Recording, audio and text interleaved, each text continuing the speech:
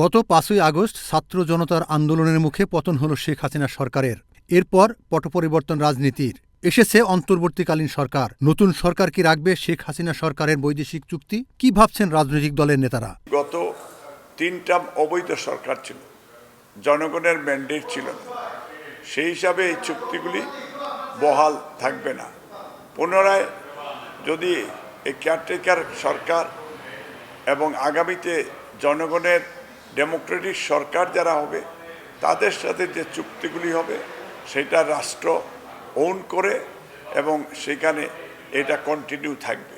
গত নির্বাচনে যিনি জয়লাভ করেছেন তিনি হচ্ছেন আওয়ামী লীগের সভাপতি, বাংলাদেশ আওয়ামী লীগের বর্তমান সভানেত্রী জননেত্রী শেখ হাসিনা।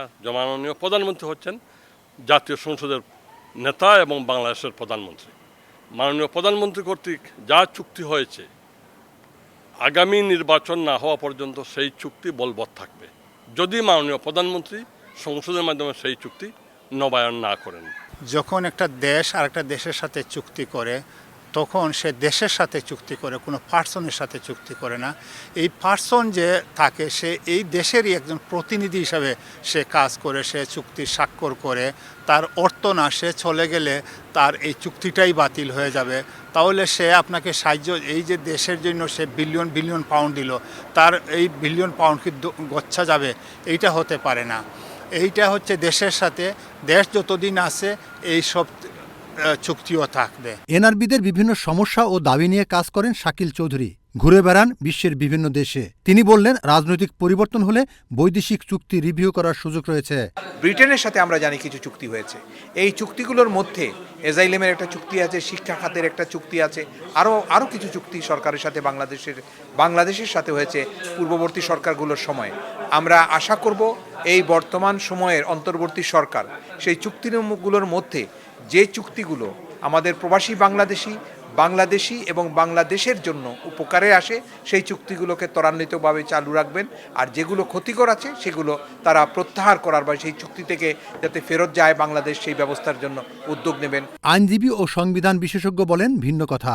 তিনি বলেন, রাজনৈতিক পরিবর্তন হলেই রাষ্ট্রের সাথে রাষ্ট্রের চুক্তির পরিবর্তন করা অনেক কঠিন।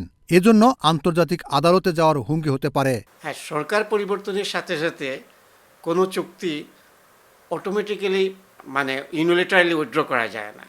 এবং সেখানে হচ্ছে যে এখান থেকে যদি বেরিয়ে আসতে হয় তাহলে ওই দেশের সাথে আবার নেগোশিয়েট করতে হবে। বাতিল করা যায় না, কিন্তু বাতিল করা যায়ও আবার।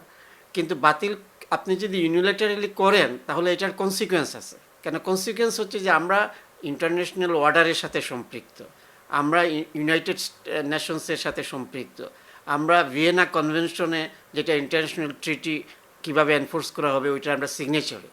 এটা আপনি চাইলেই বাতিল করতে পারবেন না। এটাকে হয়তো নেগোশিয়েট করতে পারবেন, রিস্ট্রাকচার করতে পারবেন এবং এটার হয়তো আদল বদল করতে পারবেন।